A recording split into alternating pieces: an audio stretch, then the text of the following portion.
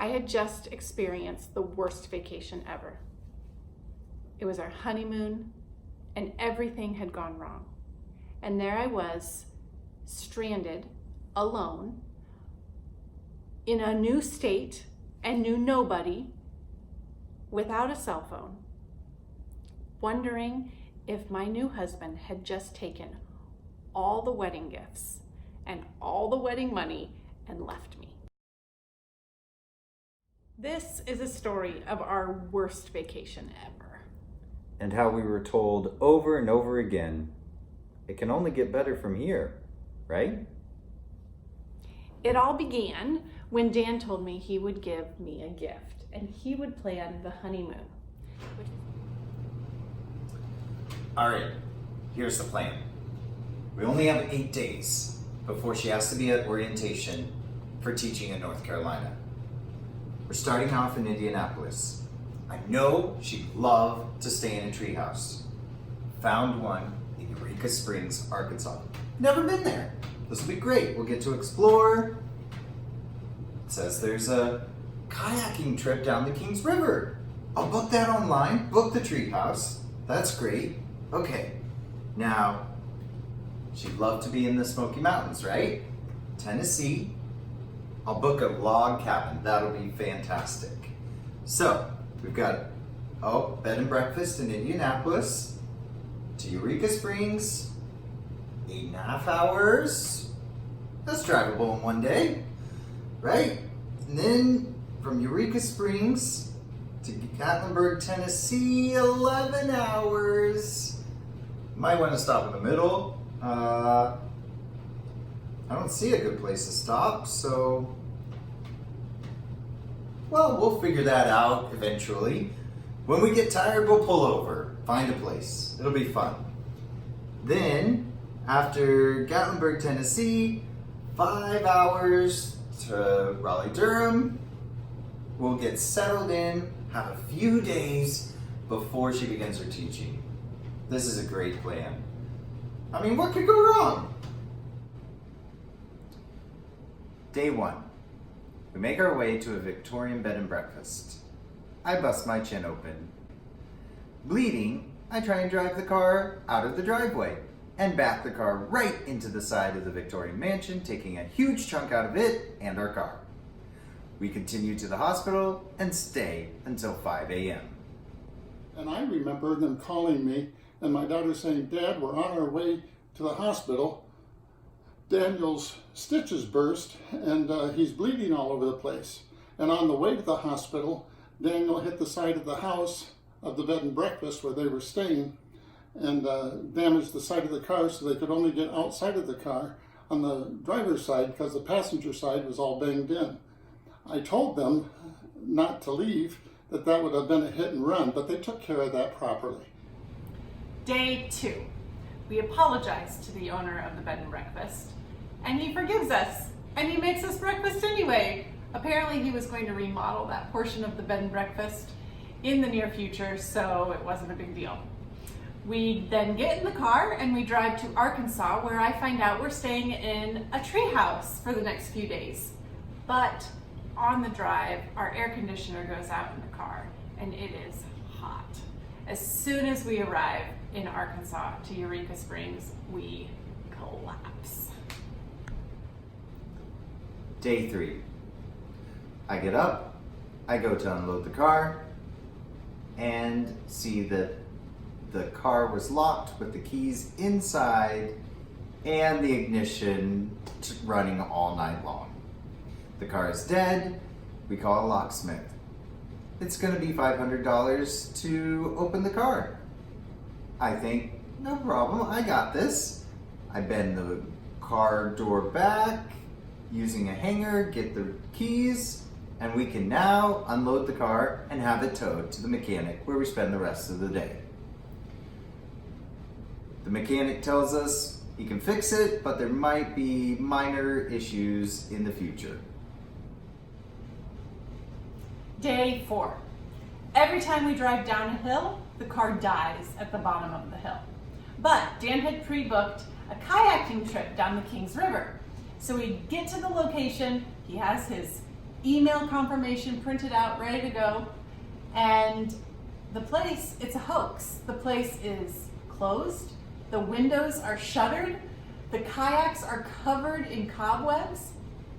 Dan tries to call the phone number at the bottom of the email confirmation.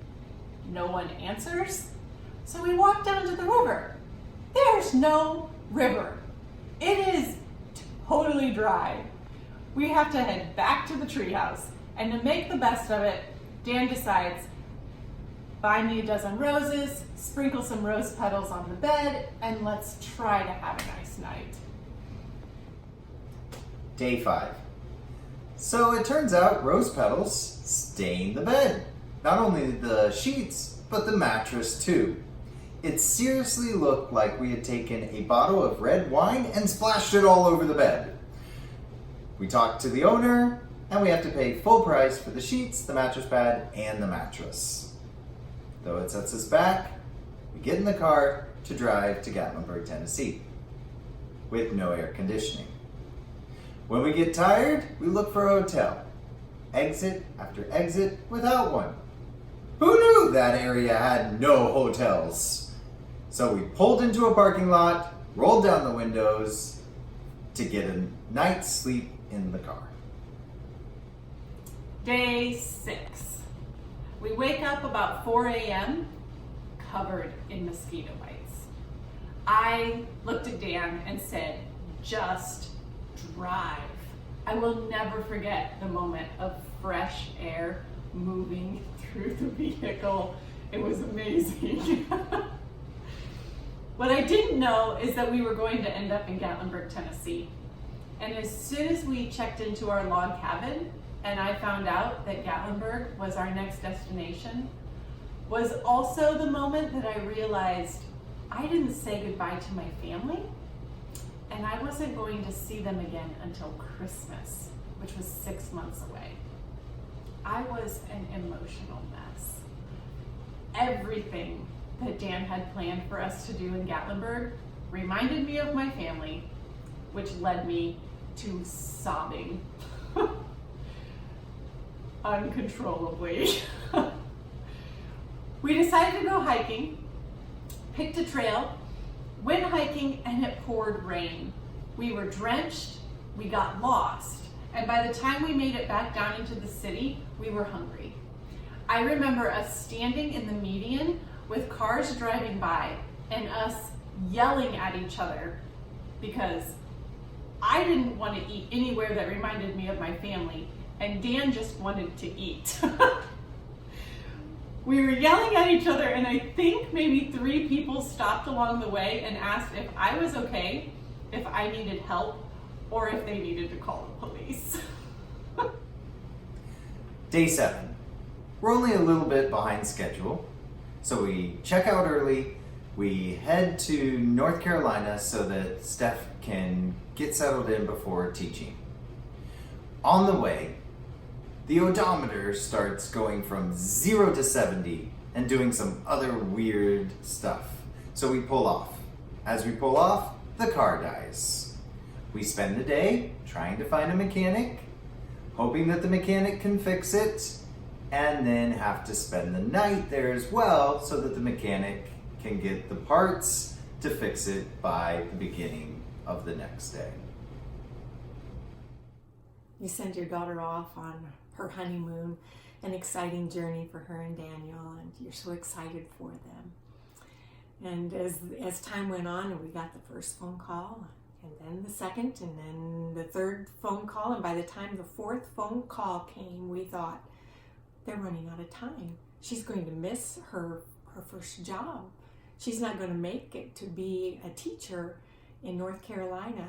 And both Steve and I said, what are we going to do? Day 8.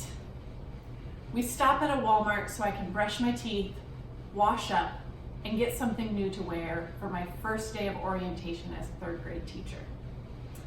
Dan rushes me to my new school, drops me off, and tells me he'll be back at 5 p.m. to pick me up.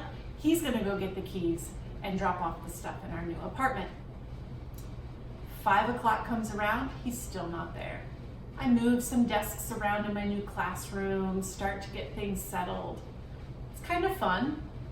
6 p.m., he's still not there. I'm getting a little worried. 7 p.m., he's not there. And I'm thinking, how am I going to tell my mom that my husband just left me? A little after 7, I hear a knock on my classroom window, and Dan's out there waving his arms. I go to the front door to let him in. The whole school's locked down. I'm the only one left in there. I let him in. He's drenched in sweat. And my first question was, oh no, what happened to the car? Had to be the car. He informed me that the car had blown up on the side of the highway. He had to hitchhike to get me, and that we had to hitchhike back home. So there we were, catching a ride to our new apartment.